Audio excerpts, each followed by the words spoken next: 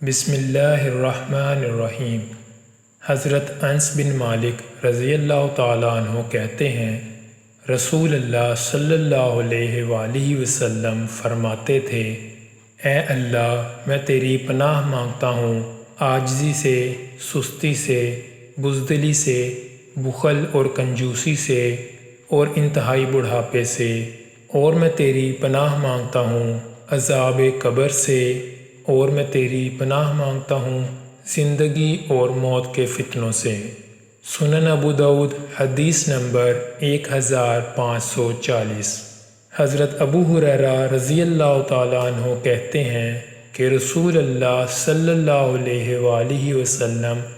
یہ دعا مانگتے تھے، کسی مکان یا دیوار کے اپنے اوپر گرنے سے میں تیری پناہ مانگتا ہوں،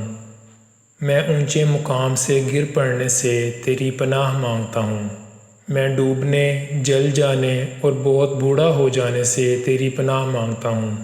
میں تیری پناہ مانگتا ہوں اس بات سے کہ موت کے وقت مجھے شیطان اچک لے،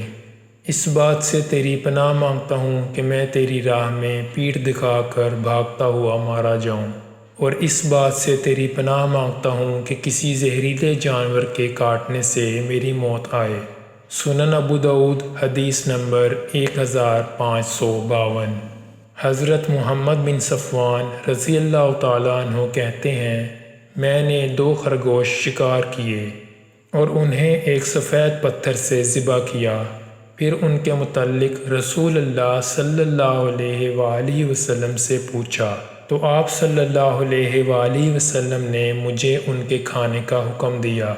سنن ابو داؤد حدیث نمبر 2822۔